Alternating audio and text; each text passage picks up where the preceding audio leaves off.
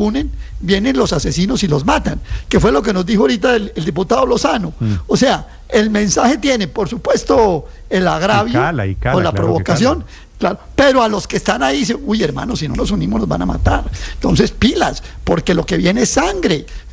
El mensaje, sí, pero el mensaje, digamos, para la galería está bien, está pues bien analizado, pero yo quiero meterme al mensaje que le está dando a los que están ahí sentados, o qué está pensando un militante ahí, digamos, de Colombia Humana, del Putumayo, cuando oye al presidente le dice, oiga, hermanito, si no se unen, nos matan a todos. Hombre, entonces es una forma de recurrir a esa figura para obligar a los partidos del pacto histórico a crear un solo partido. Néstor, o sea, un ardid político también. Pero si va para allá, las bases, los cimientos de ese edificio, de esa unión, serán de miedo y de odio, por supuesto, ¿no? Después de eso, pues no hay posibilidad de hacer una política con cierto nivel de decencia. Néstor, cierto nivel quien grita fuera Petro no está mostrando una reflexión de inconformidad, sino que está mostrando rabia.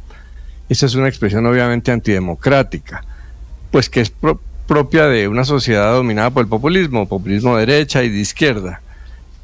No está bien apoyar este tipo de democracia, de alaridos enrabiados, antidemocráticos. Hay que promover una sociedad más tranquila, así como no está bien calificar de asesinos a unos, tampoco hay que justificar posiciones extremas, por más extendidas que sean.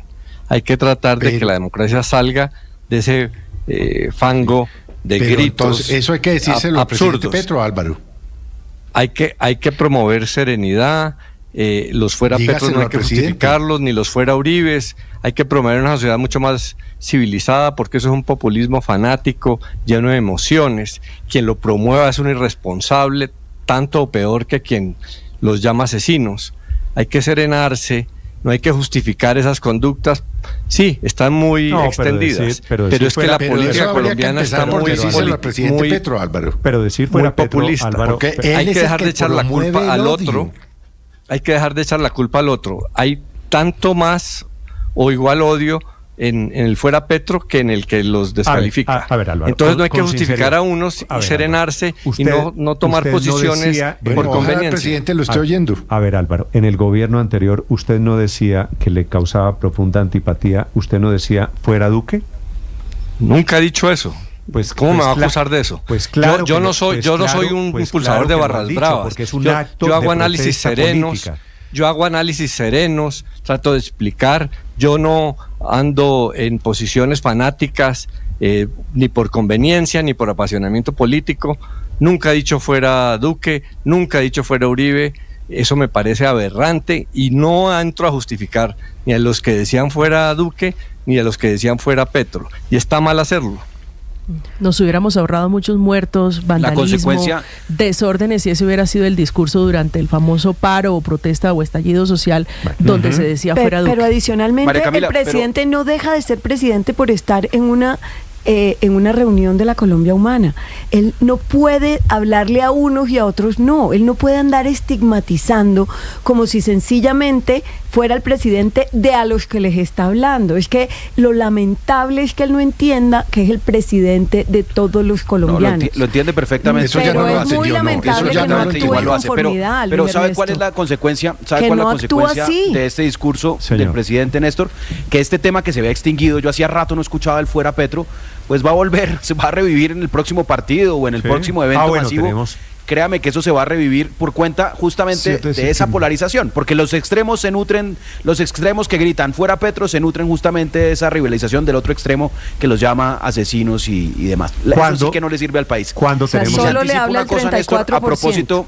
A propósito de la Asamblea de Colombia Humana, ya voy, Luis Ernesto, ya voy, un segundo. ¿Cuándo tenemos próximo partido de la Selección Colombia? Martes 10 de septiembre en Barranquilla, porque el primero de la doble fecha de eliminatorias es en Perú el 6, de locales es el 10, es decir, de hoy en 3 semanas frente a Argentina. Felipe, ¿usted cree que en ese partido de la Selección Colombia-Argentina vamos a escuchar el estribillo fuera Petro? Pues yo sí creo que, no sé si en ese partido o en el próximo partido en el Campín. Seguramente sí, Néstor. O en cualquier concierto. Sí, yo sí creo que lo del justamente esa va a ser combustible para que le sigan cantando lo mismo. Claro. Los extremos se necesitan el uno al otro y se retroalimenta. Pero mire, Néstor, le anticipo una cosa a propósito de la propuesta de unificación de la izquierda, como se anuncia en la Asamblea de Colombia Humana. Claro que al presidente le interesa eso, claro que a Colombia Humana le interesa eso y aprobaron algo que ya vienen diciendo desde hace meses. Pero ni al Maíz ni a otros de ese grupo de izquierda les interesa ni les conviene, porque no se van a unificar en torno a ninguna de las candidaturas que están en la mesa. Le anticipo que la izquierda, que siempre ha estado fracturada y que se unificó mayoritariamente casi toda en torno a Gustavo Petro, va a quedar otra vez fracturada para el 26. No, ellos están pensando en un candidato único contra el resto de candidatos y creen que si ellos van unidos tienen opción de llegar a la segunda vuelta. Daniel, señor, la última. Néstor, a mí lo que me preocupa de estas afirmaciones o estas peleas que caza el presidente Petro es que cada vez va aumentando la dosis, y yo le oí a alguien decir hace un tiempo: lo peor que nos pasó en Colombia fue acostumbrarnos a los niveles de violencia. Yo creo que aquí estamos viviendo algo similar y nos estamos acostumbrando a los ataques a la democracia del presidente Petro. Cada vez va subiendo la dosis de ataques a la libertad de prensa, ataques a la libertad de expresión, críticas y con adjetivos muy graves, como decirles asesinos o criminales a quienes lo cuestionan. Y eso es muy grave porque esto va subiendo de tono y nos vamos acostumbrando a unos ataques a los derechos y a las libertades que operan una democracia. Que llegado 2026 yo no sé en qué punto vamos a estar. Yo no me quiero imaginar lo que hubiera pasado si en 2021 el expresidente Duque hubiera dicho que los que estaban protestando eran unos guerrilleros asesinos pobretones. Imagínese lo que hubiera dicho acá. Petro le está diciendo a los que dicen fuera Petro, ricos asesinos. Ese es el lenguaje que debe usar el presidente Petro contra la oposición y contra los que lo están criticando. Entonces, ese es el ejemplo de que nos estamos acostumbrando a que el presidente Petro ataca sin pudor a la oposición, a los medios de comunicación y a cualquiera que se atreva a cuestionarlo. No puedo leer, padre, los mensajes que me están poniendo un grupo de señores petristas, pero tomo nota del tono de sus insultos. ¿Sabe qué quiero decir? 9 de la mañana. Déjeme decir algo en términos de historia. Este ambiente, con este tipo de discurso, fue el que se vivió en Colombia a finales de los 40 e inicio de los 50. Eso es lo grave. ¿Yo? Simplemente hago un llamado a eso. Es más, tengo en este momento en mi cabeza frases de algunos de los caudillos de ese momento, de los líderes de ese momento, todo lo que decían contra los otros. Recuerde, a finales de los 40 y los 50, discursos como este era lo que se usaba. ¿Sabe que hay una diferencia, padre? ¿Cuál? Usted se debe acordar, Felipe, en un famoso debate de los años 40, le dijeron a Gaitán lo mismo que escucho mucho contra Petro, pero es que usted es rico, usted vive en el norte de Bogotá y usted se viste de tal manera y va a vacaciones a tal sitio. ¿Qué dijo Gaitán? Y Gaitán, no, le reclamaban, pero usted lucha contra los pobres, pero se porta como rico. Gaitán, mucho más inteligente, dijo, claro, pero es que se trata de que todos seamos ricos, no de que todos seamos pobres. 9 de la mañana, 8 minutos en Blue Radio. Estás escuchando Blue Radio. Escanea este código y suscríbete a nuestro canal de YouTube, @Blue Radio Co. Y disfruta y participa de la programación de Blue Radio. Blue Radio, le ponemos cara a la radio. Blue Radio, la alternativa. Que podría ser la estrella en ascenso. Por otro lado, saludarlos, aquí estamos desde Mañanas Blue, enseguida.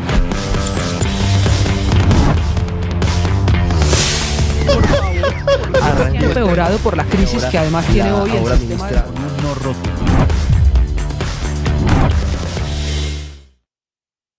La vida no se puede hacer sin un propósito. Necesitamos construir ese propósito. Encontrar un propósito emocionante que podamos disfrutar, que podamos gozar, pero a la vez que podamos hacer con dedicación, con disciplina. Recuerda que ese propósito que construimos no se agota en las conquistas diarias, que siempre trasciende. Y es allí donde la espiritualidad es fundamental. Desde una experiencia espiritual es más fácil construir ese propósito de vida. Mi experiencia espiritual la hago desde lo racional, el man está vivo. ¿Cuál es tu experiencia espiritual? ¿Cuál es tu propósito? ¿Y cómo lo estás realizando? ¡Ánimo! Tú sabes.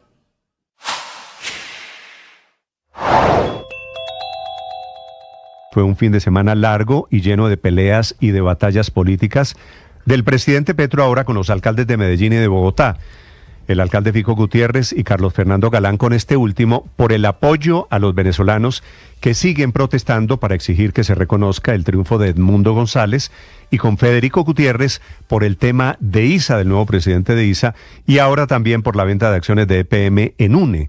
La pelea política con Fico Gutiérrez parece ser la más agria.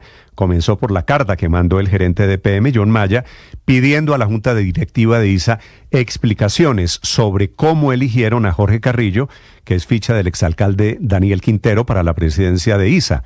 En EPM creen que ISA se saltó las recomendaciones de la firma Casa Talentos, creen que Carrillo no cumple los requisitos ni técnicos ni éticos y que fue escogido incluso por encima de las posiciones de la misma Junta Directiva de Ecopetrol, que es la dueña de ISA. Al fondo es una gran batalla ideológica.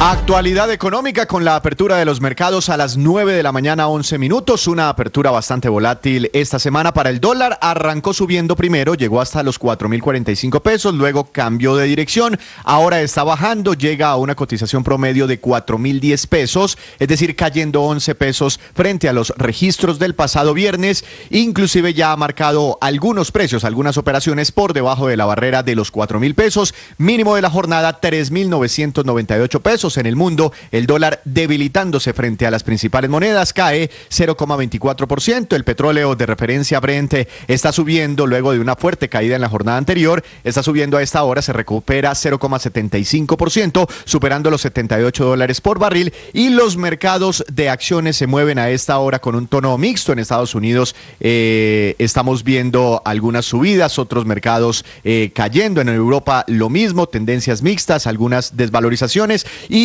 en los mercados de Asia un movimiento contrario, es decir, algunas acciones recuperándose. Sube una décima la inflación anual en la zona euro en julio al 2,6%, pero el dato salió en línea con lo esperado por los analistas. De momento el dato más relevante para los mercados. Y en Colombia, en el primer semestre, los bancos que operan en el país registraron ganancias por 3,96 billones de pesos. Esto frente a los 4,77 billones reportados entre enero y junio del año pasado. Así que las ganancias de los bancos están cayendo este año un 17%, esto por el bajo crecimiento económico y el freno en el crédito por altas tasas de interés todavía en el sistema financiero. A junio la cartera crediticia cae a un ritmo de 5,1%. Está frenado el crédito en Colombia, sobre todo para empresas y para créditos de consumo. Estás escuchando Blue Radio.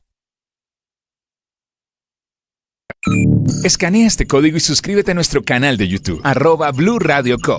Y disfruta y participa de la programación de Blue Radio. Blue Radio, le ponemos cara a la radio. Blue Radio, la alternativa.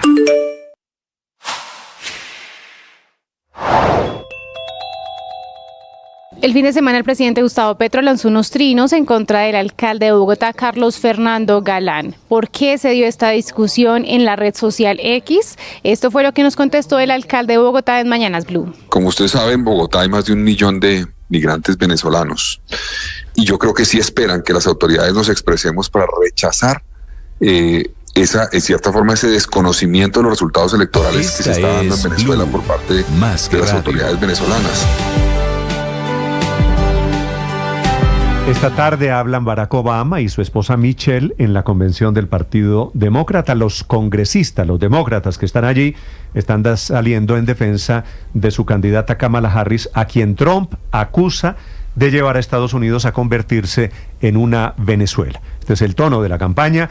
Ahora ungida Kamala Harris como la candidata de los demócratas en reemplazo del presidente Joe Biden. Desde Chicago a esta hora, en la muy bella Chicago, Juan Camilo Merlano.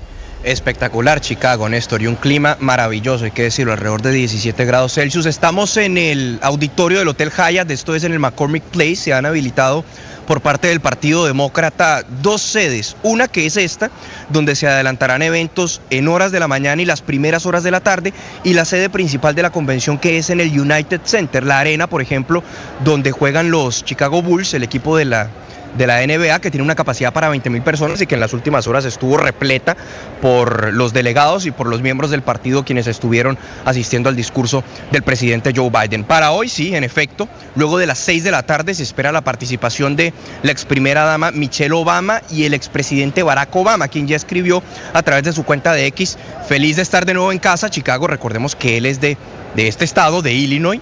Fue senador por el estado de Illinois, de hecho, antes de ser presidente, y que está honrado de poder hablar esta noche ante sus colegas demócratas. Un partido que ha tratado de salirle al paso a las numerosas críticas en el marco de esta campaña que el expresidente Donald Trump está lanzando en contra de Kamala Harris. Más allá de decirle que es una comunista, que es una izquierdista radical y que es una amenaza para los Estados Unidos, ahora ha tomado la maña de decirle que si Kamala llega a la presidencia va a convertir a Estados Unidos en Venezuela y que el plan económico de Kamala Harris es como el plan económico de Nicolás Maduro. En las últimas horas le preguntamos al representante, al congresista demócrata, también por el estado de Illinois, Jesús García, qué opinaba sobre estas acusaciones. Cuando usted escucha a Trump decir que el modelo económico de Harris es el modelo de Maduro, ¿usted qué piensa? Más mentiras. No hay fin, no hay colmo, carece de credibilidad, así es que la gente lo va a ver como una acusación más de todas las miles de mentiras que ha contado. Otra mentira más, dice el representante García, y es la postura también de varias voces en el Partido Demócrata. También hay otra particularidad, y es que se ha cuestionado mucho que esta convención no es una convención abierta, es decir, aquí no se llega con la incertidumbre de quién va a quedarse con la nominación. Luego de lo que fue la renuncia del presidente Joe Biden, todas las fichas cayeron de manera sucesiva, prácticamente en cuestión de días, sobre la candidatura de Kamala Harris. Entonces hay muchas voces que opinan que el partido perdió una oportunidad de generar una primaria competitiva, o más bien de generar un proceso competitivo en el marco de la convención, una convención abierta donde varios candidatos se presentaran para quedarse con la nominación. Le preguntamos también al director para medios hispanos, portavoz del Comité Nacional Demócrata, Marco Fieri, ¿qué opina de esto? El Partido Demócrata votó efusivamente por la vicepresidenta, está completamente detrás de ella. Así que cuando se debate sobre si fue una decisión buena o mala, el proceso democrático está ahí demostrado, se cumplió, se logró, se hizo lo que necesitaba hacer, y hoy estamos con una candidatura muy, muy fuerte. Una candidatura fuerte y que también lo refleja no solo la unidad en el Partido Demócrata, sino también las encuestas. Ya comentábamos más temprano las nuevas series de encuestas que han sido publicadas en las últimas horas. Una de Morning Consultant le da una ventaja de 4% a Kamala Harris frente a Donald Trump. Otra de CBS News le da una intención de voto a Kamala del 51% frente a un 48% del expresidente Donald Trump. Es el escenario y es la campaña por la presidencia que avanza, y también la convención que seguirá hasta el día jueves. Néstor.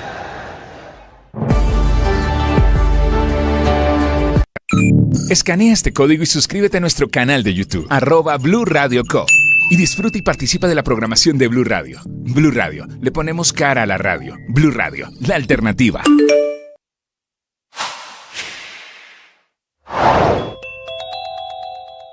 Xavier Vendrell es un controvertido político y empresario español que desde hace más de una década asesora políticamente al presidente Gustavo Petro.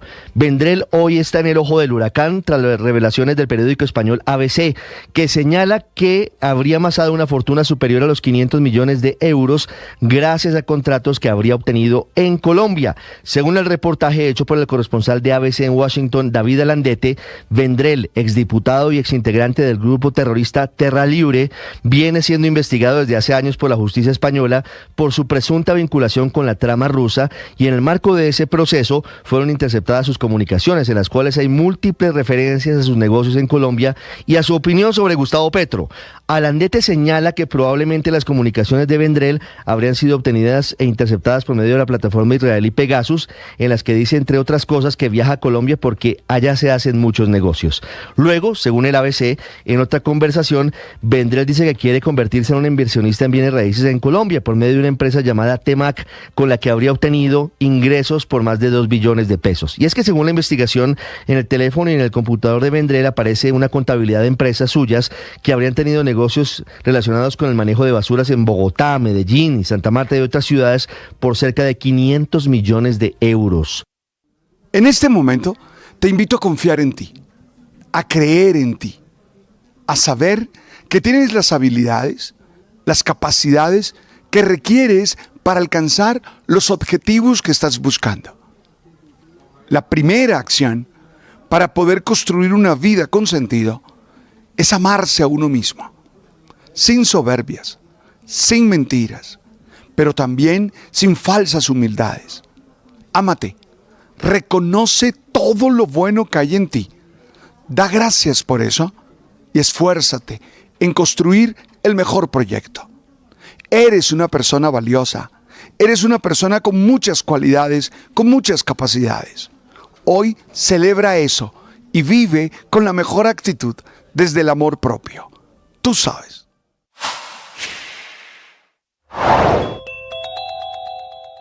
A 2 años de que termine el primer gobierno de izquierda, las fuerzas políticas oficialistas comenzaron a organizarse de cara a las elecciones de 2026. Y es que el reto que enfrentan las fuerzas que respaldan actualmente al presidente Gustavo Petro para repetir el histórico resultado de 2022 y quedarse en el gobierno es enorme. Según la más reciente encuesta Inbamer, la favorabilidad de los colombianos al presidente Petro quedó desde hace varios meses en un 34%. El de la vicepresidenta Francia Márquez en un 26,4%. El 57% de los encuestados está en desacuerdo con una reforma tributaria, el 59,3% en contra de las reformas sociales anunciadas por el presidente, así como el 33,6% siente que el cambio ha sido negativo y el 36% no ha percibido ningún cambio. Pero desde la izquierda no solo enfrentan un reto en el respaldo de la ciudadanía, sino que también enfrentan un reto legal. Hoy el pacto histórico es una coalición de cerca de 13 partidos que se conformaron entre varios minoritarios hace 2 años para poder competir. Ahora, con cerca de 50 congresistas, superan el 15% de la presencia en el Senado y la Cámara, por lo que la posibilidad de continuar como coalición queda prohibida y solo hay 2 opciones. O se presenta cada partido con una lista propia y trata de obtener cada uno el umbral del 3% para mantener sus personerías jurídicas, algo que es prácticamente imposible, o unificarse en una sola colectividad.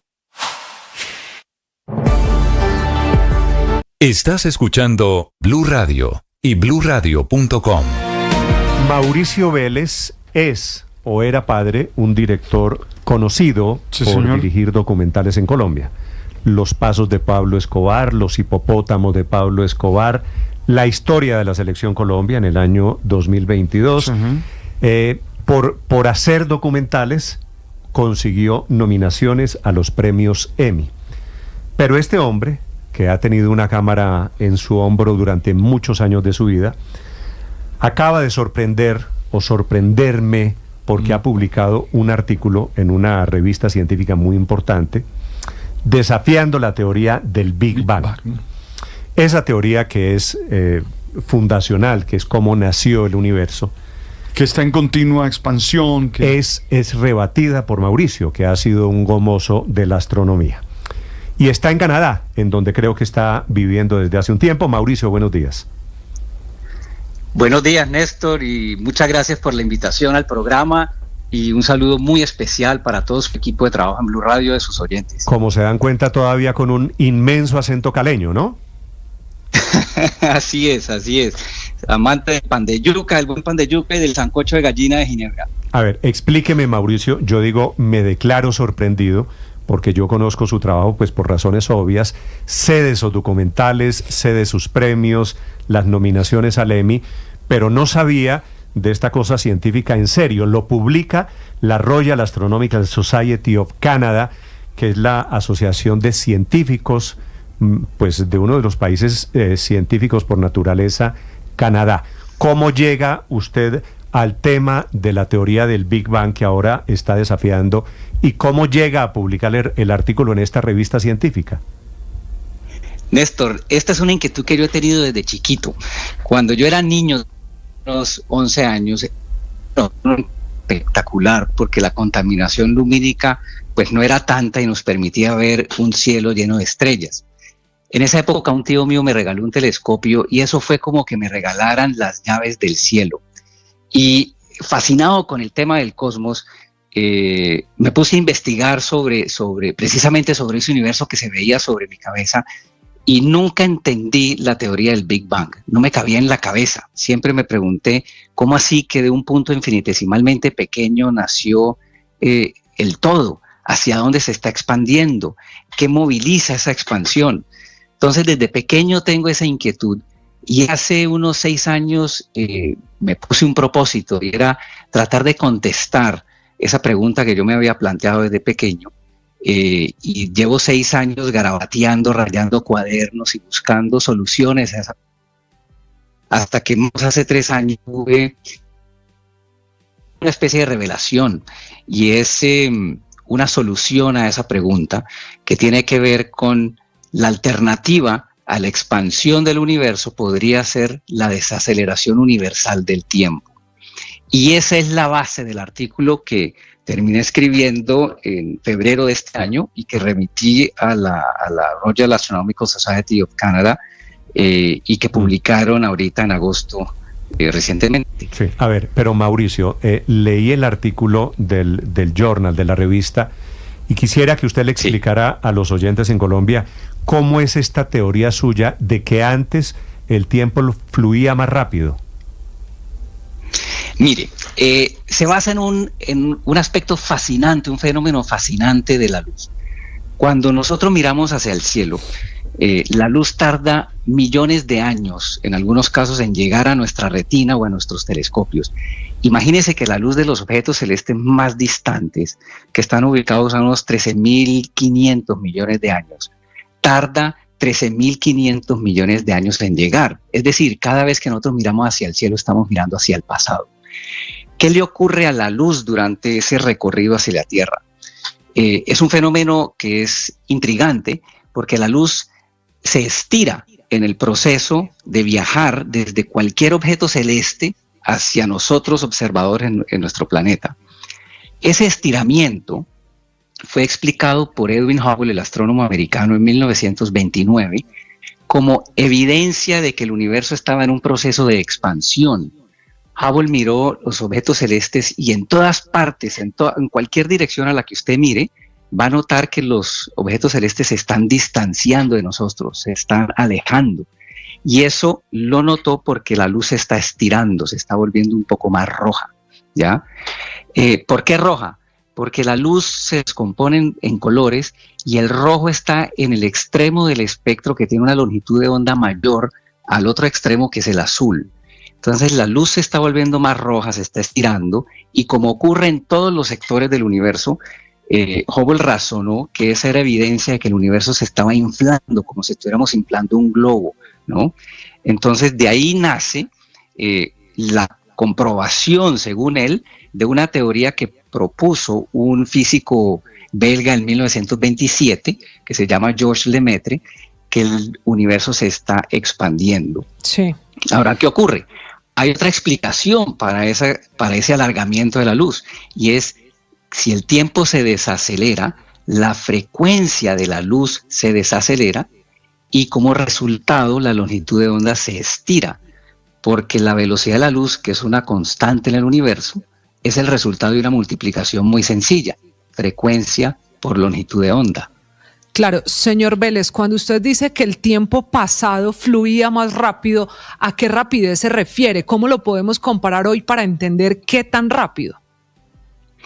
Mire, según la ecuación matemática que yo propongo en el artículo, la curva de desaceleración es una curva que sigue una función matemática de poder inverso. Es decir, es casi que exponencial el crecimiento de esa frecuencia. El tiempo en el pasado distante, hace 13.000 millones de años, fluía más de 1000 veces más rápido de lo que fluye en este momento en el presente. Y esa desaceleración del tiempo es lo que hace que la luz, en su recorrido desde esos objetos hasta nosotros, produzca ese fenómeno de estiramiento. Sí. Y usted comienza esta entrevista, señor Vélez, diciendo que por muchos años estudió la teoría del Big Bang. ¿Podría explicársela a todos los oyentes esta mañana, esa teoría que le sirvió de base para el descubrimiento del que estamos hablando? Sí, por supuesto. Mire, la teoría del Big Bang realmente se deriva de unas fórmulas, unas ecuaciones de campo que publica Einstein en la teoría general de la relatividad en 1915. Desde 1915 hasta 1927 hay una serie de cosmólogos que analizan esas fórmulas y que encuentran unas soluciones a las fórmulas que sugieren que el universo podría estar o en expansión o en contracción.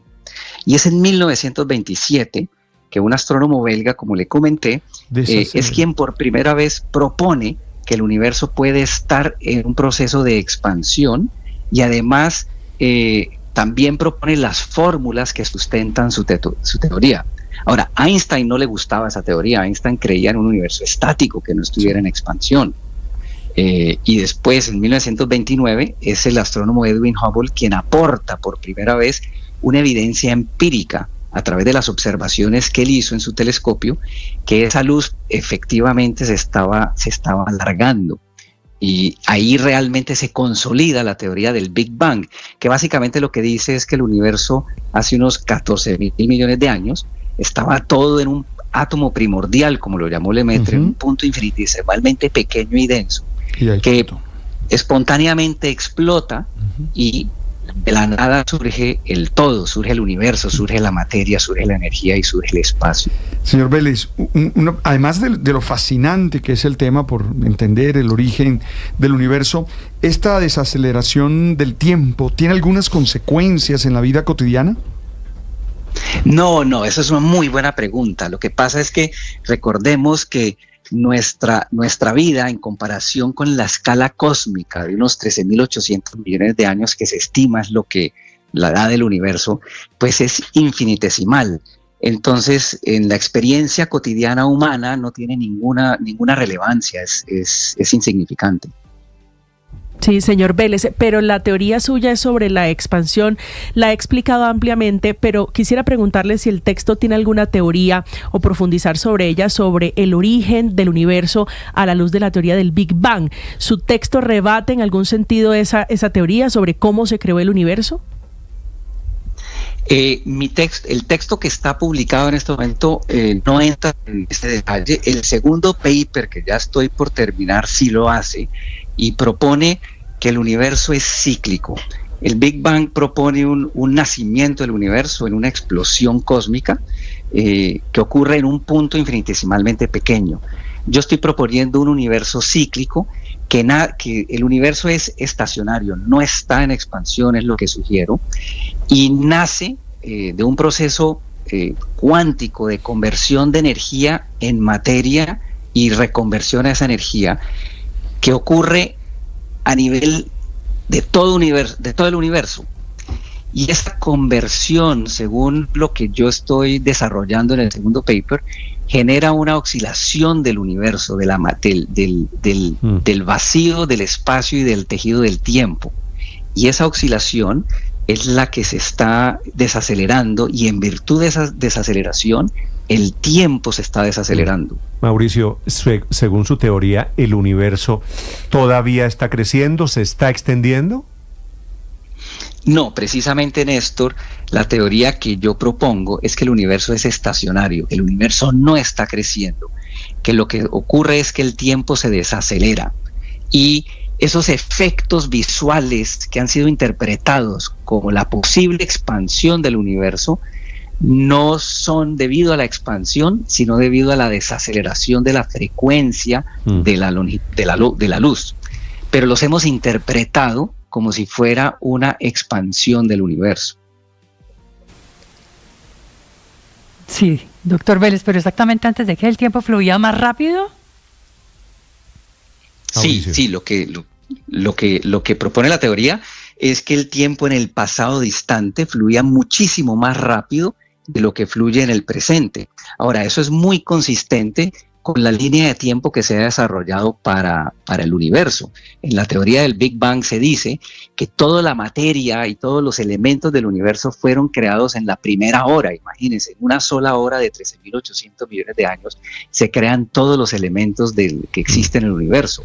Y eso es para mí eso es algo que no me cabe en la cabeza. Sí. Hoy en día el telescopio espacial James Webb ha encontrado galaxias a 13.500 millones de años que son tan desarrolladas como nuestra galaxia, como la Vía Láctea, cosa que es inexplicable. ¿Cómo puede una galaxia formarse de una manera tan masiva y tan grande en tan solo 200 millones de años, ¿no? Y eso podría ser explicado si el tiempo en el pasado, todos los eventos en el pasado eran comprimidos en un espacio mucho más pequeño, o sea que todos los eventos ocurrían más rápido. Entonces, hay una consistencia con la evidencia observacional y el concepto de un tiempo acelerado en el pasado.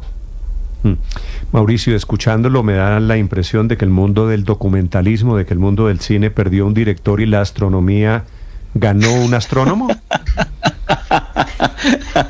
Es un muy buen comentario. No, yo soy un director de documentales apasionado y afortunadamente no me toca escoger uno o el otro y he podido desarrollar ambos porque son dos pasiones que tengo en la vida y que aspiro a poder ejercer simultáneamente sin que haya ninguna contradicción. Vale.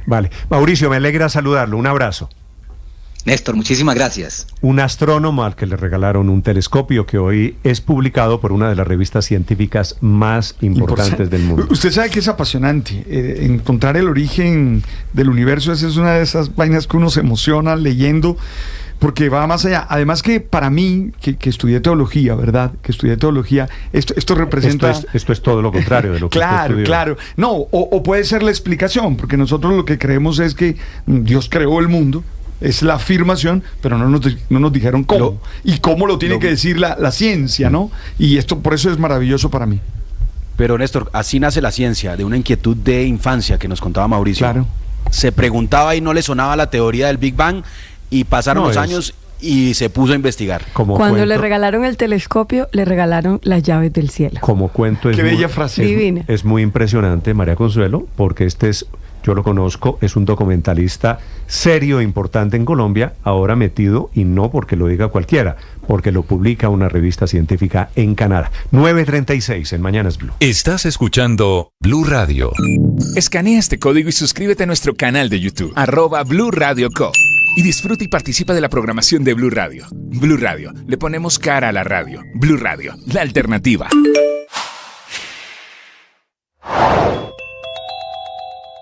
¿Cómo podría llevarse a cabo el proyecto de los comedores comunitarios?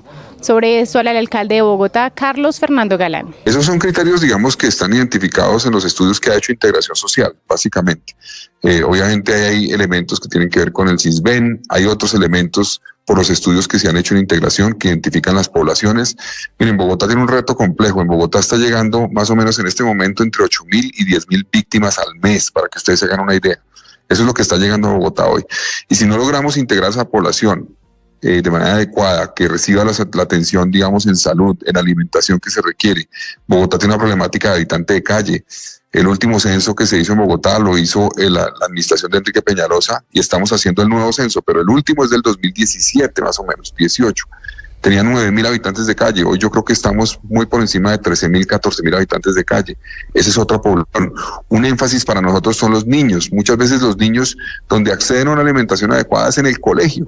Es donde realmente acceden, no en sus casas. Entonces, por eso estamos haciendo énfasis también en fortalecer el PAE y llegar con comidas calientes a más de 55% de las raciones que se reparten al día en Bogotá en el PAE. No se pierdan esos contenidos, suscríbanse a nuestro canal de YouTube.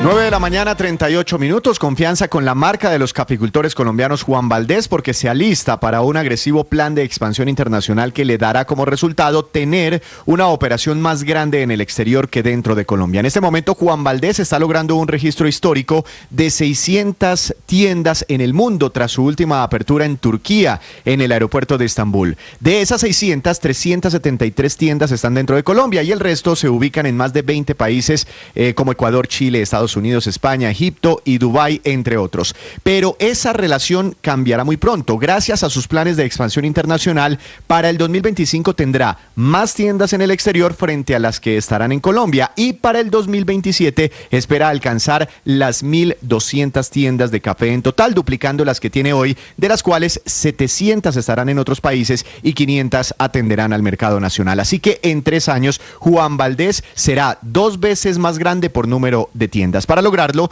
nos cuenta la compañía, tiene en la mira, por ejemplo, incursionar en el mercado de Brasil, país muy cafetero con un consumo por persona superior al de Colombia. Allí espera inaugurar 300 tiendas en 8 años, producto de una mega alianza internacional que espera concretar en los próximos meses. Para duplicar su tamaño, Juan Valdez no solo seguirá implementando su modelo de inversiones propias, sino que espera potenciar alianzas internacionales como la de Brasil y franquicias para, bajo este modelo, crecer muy rápidamente con inversiones de terceros, aprovechando el potencial que tiene la marca colombiana entre consumidores de café extranjeros.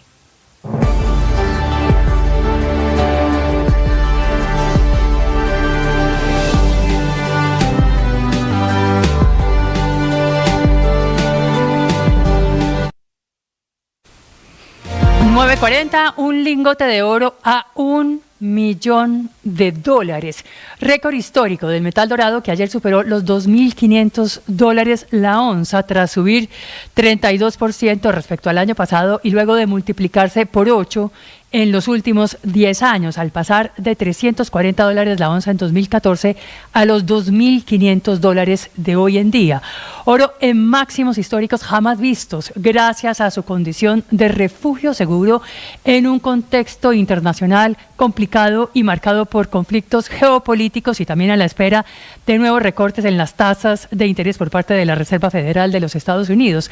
Récord que cae como baño de oro para la minería colombiana en medio de la prohibición de las exportaciones de carbón a Israel y de la contracción del sector minero colombiano que se hundió 8% en el segundo trimestre de este año. Precio del oro en máximos que beneficia directamente a 5 departamentos del país. Antioquia, que produce el 47% del oro, Chocó 21%, Bolívar 10%, Nariño, Cauca y Caldas, cada uno con el 6%. Oro muy importante para la economía colombiana, actualmente cuarto producto de exportación, después del petróleo, el carbón y el café, convirtiendo al país en el productor número 16 en el mundo y en el tercero de toda América Latina. Estás escuchando Blue Radio. Escanea este código y suscríbete a nuestro canal de YouTube, @Blue Radio Co. Y disfruta y participa de la programación de Blue Radio. Blue Radio, le ponemos cara a la radio. Blue Radio, la alternativa.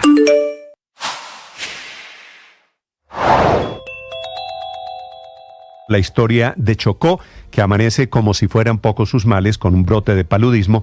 Hay 180 personas, de ellas 160 indígenas, confinadas en el Medio San Juan. En ese departamento ya el ELN levantó ayer lunes el paro de una semana larga. Sin embargo, la gente sigue con miedo de navegar por el río y de salir de sus casas.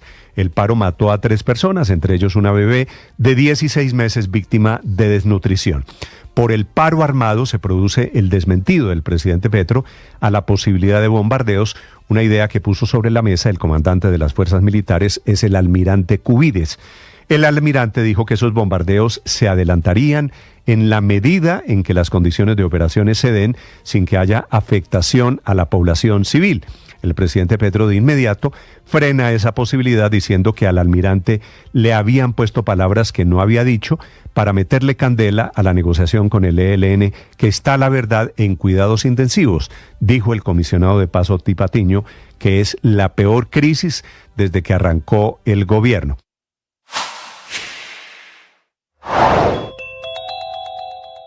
Revuelo en el país por el decreto que prohíbe la exportación de carbón a Israel, decreto 1047 del pasado 14 de agosto, es decir, casi 2 meses después de haber sido anunciado por el presidente Gustavo Petro, que finalmente salió a la luz con las firmas del presidente, los ministros de Hacienda, Comercio, Relaciones Exteriores y la viceministra encargada de Minas. Un decreto que entra en vigor a partir de este jueves 22 de agosto y por el cual se prohíbe la exportación a Israel de las ollas térmicas de carbón, un tipo de mineral que contiene entre un 80 y 90% de carbono que se extrae de las zonas mineras a cielo abierto del país, que se usa principalmente para generación de energía y procesos termoeléctricos y que tiene a Colombia como el principal productor de Latinoamérica, el cuarto exportador de carbón térmico en el mundo y el 9º proveedor a Israel, a donde exportó $447 millones el año pasado, muy por detrás de Turquía, Polonia, Estados Unidos, Suiza, Alemania e India, que sí son los grandes proveedores de carbón a Israel.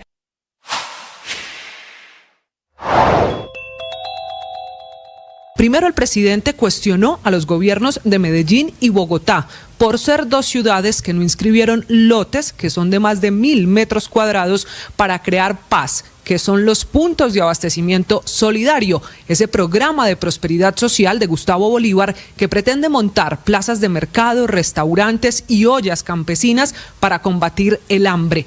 La segunda pelea, esta sí de frente del presidente Petro contra el alcalde Federico Gutiérrez, es por la posible venta de acciones de EPM en UNE, un proyecto que este fin de semana, mientras muchos estábamos de puente festivo, pasó el primer debate en el Consejo de Medellín. Se opone el presidente Petro con el argumento de que la venta de esas acciones son un plan del uribismo, dice él, para sacar al sector público de las telecomunicaciones y así volverlo un monopolio de unos pocos privados, olvidando el presidente que UNE ya hoy es controlada por un privado. Las victorias y derrotas, la pasión y la afición en juego y los datos de lo último en deportes se lo presenta Mañanas Blue. 9:45, momento para los deportes en Mañanas Blue. Vamos Argentina, vamos, se viene Enzo Fernández con la pelota, toca para Nico, se mete al área, ahí está, viene para Leo, golazo, golazo, golazo, golazo, ¡qué golazo, por Dios! ¡Gol! Es un gol de Messi, algo que no vamos a escuchar en eliminatorias, porque recordemos, el 10 es el gran ausente de la convocatoria de Argentina para los duelos frente a Chile y Colombia el 5 y 10 de septiembre respectivamente. De hecho, hoy faltan 3 semanas exactas para ese duelo entre colombianos y argentinos, donde no estará el crack por el esguince de tobillo que sufrió en la final de la Copa América. Y hablando de Selección Colombia, James Rodríguez, el 10, el mejor jugador de la Copa América, suena con fuerza en Argentina. Yo con la de Gallardo me tendría que retirar, pero sigo redoblando. Pero me dice que en las próximas horas confirma a James. Que James va a ser refuerzo. Yo creo que ese es el título del portal. Qué bombazo, boludo. Me dicen que James está a un paso. Que fue fundamental el llamado telefónico de hoy de Gallardo. Es humor. Dicen que Gallardo lo llamó hoy por teléfono y el tipo quedó... El que habla es el periodista Gabriel Anhelo, partidario de River Plate, quien afirma que James habló con Marcelo Gallardo y se dejó convencer para reforzar al equipo millonario. Y hoy Junior juega su partido más importante del año frente a Colo-Colo, definirá el paso a cuartos de final de la Copa Libertadores. La ventaja la tienen los chilenos por 1-0, una victoria por 2 goles o más de diferencia clasifica Junior y una victoria por 1 gol de diferencia obliga a la definición por lanzamientos desde el punto penal. Carlos Vaca pidió el apoyo de la hinchada.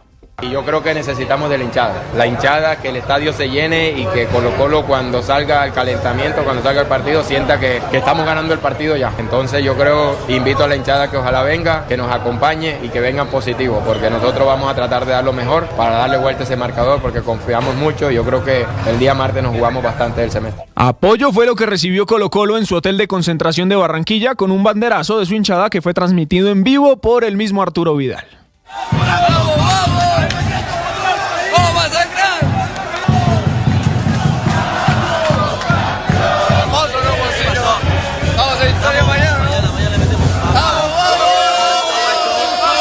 El juego será a las 7:30 de la noche y contará con el arbitraje del brasileño Anderson Daronco. En Liga Colombiana, Once Caldas visitó a Patriotas y perdió 3-1, cediendo el liderato del torneo. Habló Hernán Darío Herrera, el técnico del equipo blanco.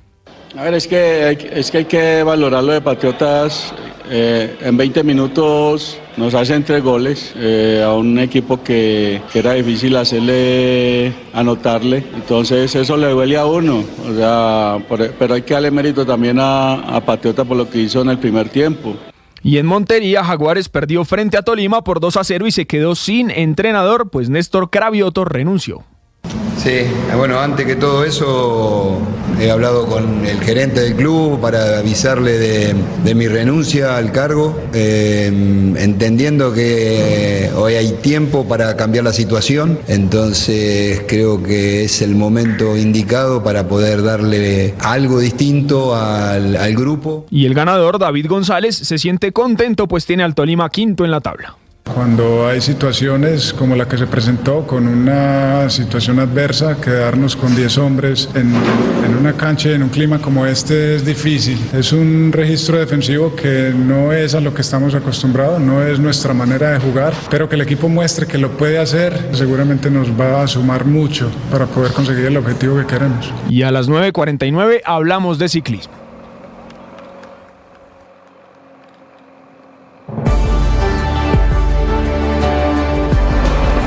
De ahí ahí en adelante nos vamos con un inicio de premio de montaña, 9 kilómetros, que parece que no pasa nada y de repente se levanta el muro y ahí es donde se viene obviamente lo más difícil y exigente. Hay un poco de viento a favor en este momento y siguen teniendo a su cargo los muchachos del Red Bull. Se corre la cuarta etapa de la Vuelta a España, restan 35 kilómetros. La cabeza de carrera va a 2 minutos y 10 segundos del pelotón donde van los corredores colombianos. Restan los 34.7 kilómetros exactamente y el ascenso al puerto de primera categoría, que será en la llegada en Pico Villuercas. Y hablamos también de tenis.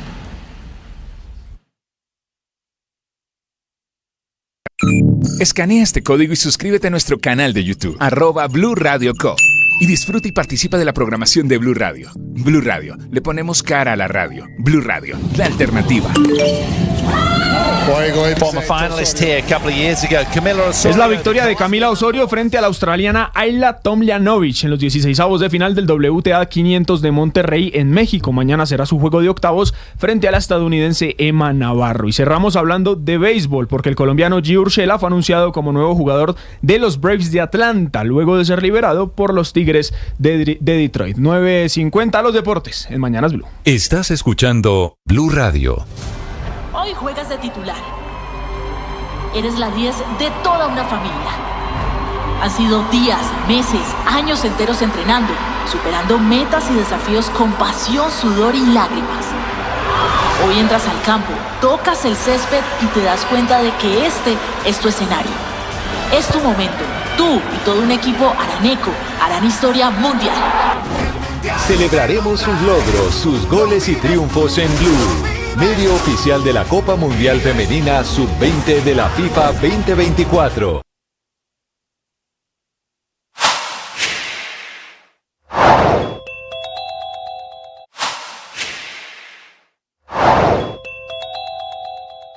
En la asamblea del Pacto Histórico de Colombia Humana de este fin de semana, acordaron ellos convertirse en partido único. Hoy son Si 13 acaba de llegar a Blue Radio, esto es lo que está pasando y lo que se ha perdido.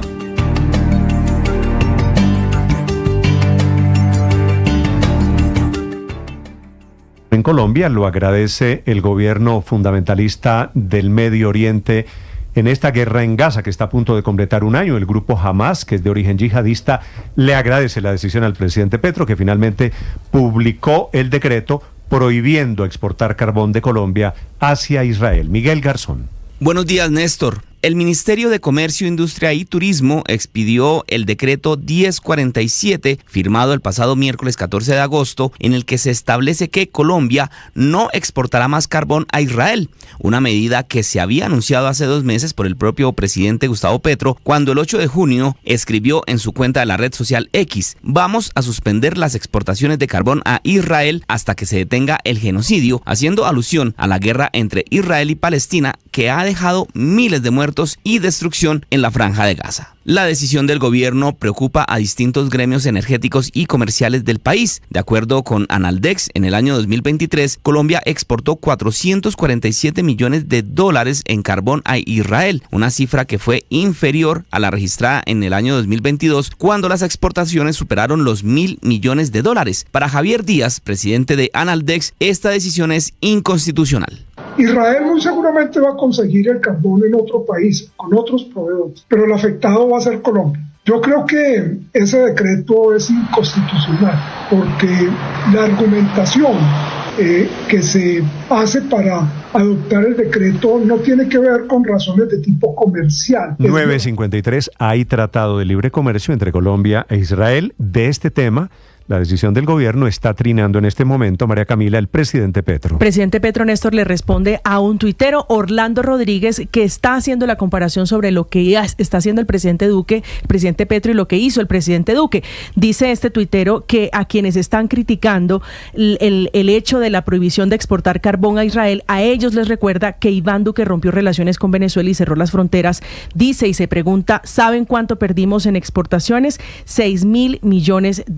dólares. A él le responde el presidente Petro con el siguiente trino. Dice el jefe de Estado: nunca pensé que pudiera haber una colombiana que prefiriera las relaciones mercantiles sobre la vida de los bebés. La OMC, Organización Mundial del Comercio, permite suspender tratos mercantiles cuando se está ante estados que rompen el derecho internacional. ¿Y Venezuela no lo rompe? Y Venezuela no. Esa es la pregunta, Néstor, alrededor de esta, que es la última referencia del presidente Si Petro. es por razones ideológicas, Felipe, pues no le podríamos vender a Rusia, que invadió a Ucrania, o no le podríamos vender ni comprar a China, que viola todos los derechos humanos.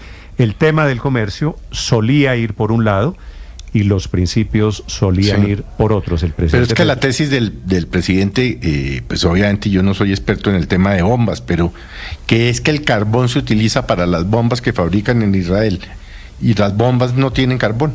Yo supongo, Felipe, que él se refería, yo no sé, a la plata o a no sé qué, pero no sé, muy etéreo todo, ¿no? El presidente Petro está dedicado a defender la decisión de dejar de vender carbón colombiano a Israel. Don Carlos Cante es el presidente de Fenalcarbón, la Federación de Productores de Carbón. Señor Cante, buenos días. Buenos días, Néstor. Un saludo para usted y para todos sus oyentes. ¿Cómo están evaluando ustedes el efecto de la decisión del gobierno de dejar de venderle carbón a Israel? Bueno, esto no se puede analizar de manera aislada. Usted puede agarrar un decreto y llenarlo con hojas de justificación, como el caso de por qué no vendemos o no debemos exportar carbón a Israel. Se trata de una estrategia deliberada para asfixiar la industria del carbón térmico colombiano, y eso se ve en muchas medidas que ha venido tomando el gobierno nacional durante estos 2 años, que sin lugar a dudas al único que afectan es a Colombia. O sea, Israel ya tiene quien le garantice esos 3 millones de toneladas que nosotros les necesitamos para el cumplimiento de su matriz eléctrica. No es sino hacer una llamada a Australia o a Indonesia y aparecen esos 3 millones de carbones. Son países que producen más de 500 millones de toneladas, no hay ningún problema. Pero lo único afectado aquí es fundamentalmente nuestro país, Colombia, que deja de recibir importantes recursos y pone en riesgo la renta minera de la exportación de carbón. Ustedes ya tienen una idea. ¿Israel no recibirá carbón colombiano? ¿Quién se los va a vender en vez de Colombia? Pues es muy complejo poder hoy analizar qué va a pasar. Estamos hablando de un mercado que se ha construido durante 30 años. Hace 30 años, en 1994, el entonces ministro de Comercio, Juan Manuel Santos, promovió el Tratado de Libre Comercio y habló de carbones colombianos, y exportábamos 600.000 toneladas. Hoy exportamos 3 millones de toneladas. Buscar clientes para esos volúmenes en el mercado global, sin lugar a dudas, no va a ser una tarea fácil. Llegar al mercado spot, el del día a día, pues hará que Colombia pierda muchísimos recursos, y sobre todo aquí hay un tema de confianza comercial, porque así como hoy tomas una decisión, yo no la voy a rechazar, ni mucho menos. Tendrá sus justificaciones desde el punto de vista político del gobierno, pero como la puedes tomar hoy con Israel, la puedes tomar mañana con cualquier otro socio comercial por alguna situación que esté sucediendo. Entonces se pierde la confianza comercial. ¿Quién va a querer hacer negocios con un país como Colombia? Y doctor Cante, dicen ustedes y muchos en el sector que Israel pues va a conseguir dónde comprar ese carbón fácilmente. ¿Para Colombia va a ser fácil conseguir el cliente que nos adquiera este carbón que antes nos estaba comprando Israel? Pues mira, lo que sucede es que 3 millones de toneladas se pueden colocar fundamentalmente hoy en el mercado del Asia. Pero a pesar de que los carbones colombianos hace mucho tiempo se venden en Asia, somos menos competitivos para llegar a China, para llegar a la India, para llegar a Malasia, a los países que hoy tienen los mayores niveles de consumo de carbones. Eso quiere decir pues que si no somos tan competitivos y los precios bajan, pues simple y llanamente esos volúmenes se dejan de exportar, y si se deja de exportar, se deja de producir. Y eso afecta es la renta minera fundamentalmente de las regiones. Porque es que cuando se hace el análisis, recuerden ustedes que es que la mayor parte de la renta minera la reciben son las regiones. En este caso, los principales departamentos productores, que son Cesar y Guajira, pero a través del Sistema General de Regalías, todos los departamentos y municipios del país. No tanto el impacto, que va a ser un impacto importante si se pierde esa garantía de exportación para la nación. Es más importante para los departamentos y municipios del país. Sí. Doctor Cante, en el trino de hace unos segundos el presidente Petro dice: no pensé que pudiera haber una colombiana. No sé si usted, Víctor, sabe a quién se refiere, porque está citando el trino de un señor que se llama Orlando Rodríguez, ¿no? Poco sé, Néstor, a quién se refiere, pero pues ha habido muchos trinos de estos del presidente, entre otras, diciendo que con el carbón pues se fabrican las bombas para asesinar niños en Oriente Medio. No sé quién es la colombiana, señor Cante. Quisiera preguntarle de este dilema que plantea el presidente entre relaciones mercantiles o vida de bebés. ¿Eso es cierto? Pues, a ver, yo creo que nosotros entrar a cuestionar la visión política que tiene el gobierno desde el punto de vista de lo que está sucediendo en Israel, pues como dirigentes gremiales no nos corresponde. Es una posición política, pero yo sí vendría a decir, esa misma posición política la debería estar asumiendo el gobierno nacional en defensa de la industria nacional, porque allá los señores de Rusia que invadieron Ucrania, hace mucho rato, según UNICEF, hay más de 2.000 niños entre heridos y muertos en lo que lleva la guerra, más de 7 millones de desplazados, y sin embargo, Colombia está inundado de aceros rusos y no hemos logrado que en 10 meses que se presentó la solicitud se establezca una salvaguardia que proteja la industria nacional del acero para evitar que los aceros rusos y los aceros chinos sigan entrando. Entonces, esa misma filosofía política la deberían estar aplicando para defender la industria nacional y no está sucediendo. Entonces, pues, defendamos unos niños de Israel o de Gaza y no defendamos los niños de Ucrania o no defendamos los niños, no sé, del Chocó. Es un poco esa contradicción.